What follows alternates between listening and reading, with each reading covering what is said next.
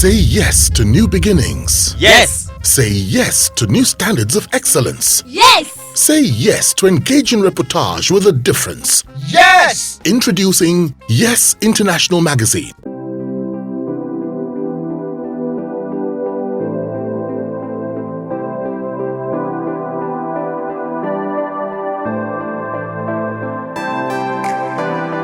Back then, when you were in Nigeria, you used to be a perfect gentleman, calm, cool, calculated. Was it because you relocated to America that you became? Was it America that radicalized you, or what? How did you become? You know, sir, there is no gentleman obedient. You cannot be obedient and be gentle. This country, the problem in this country does not take the problem. I was a gentleman 8 years ago. See my life. So you have to go for it now. I wasn't radicalized in the US. I've always been a radical. But maybe I'm more aggressive this time because I decided to get involved.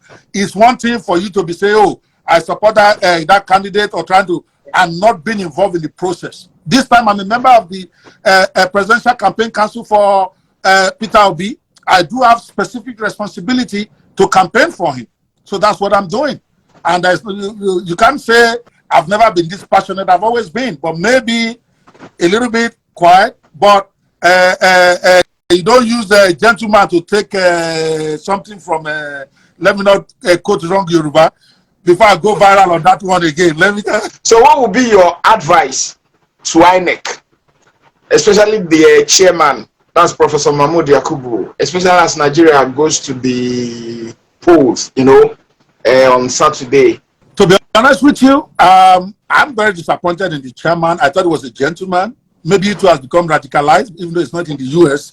But I thought he was a gentleman and a man who really wanted to do the right thing. So the debacle that happened during the presidential election, I expected better response from him about dealing with it. There is no doubt that all the results were messed up. And I'm not just talking about the one Tinubu won. I'm talking about even the ones we won, okay? There's a lot of irregularities everywhere. It shows that something went wrong. And the way he's addressing it, he has not impressed me at all. So my advice to him is, because they are now saying they are not bound by beavers and all of that stuff. To me, he is the one that is holding the unity of Nigeria in his hands. You need to understand that very well. That if Nigeria tears apart, he's the one they're going to blame, because he's the umpire. He gave us rules of the game. This is how election is going to be run. When you vote, this is what will happen. After you vote, this is what will happen. He repeated it over and over again, even when we formally expressed our skepticism about their readiness. And I'm talking about officially. I'm on the PCC. I see this stuff. Even when we expressed officially, he reassured us again that process of beavers to collation center will not be violated. And then they didn't do it. And now it's going to be telling us that it's not bound by it. I say shame on INEC. They need to do better. You can't change the rules of the game in the middle of the game. Even if Obi lost, it will be difficult for any of us to accept it now. Let's be frank.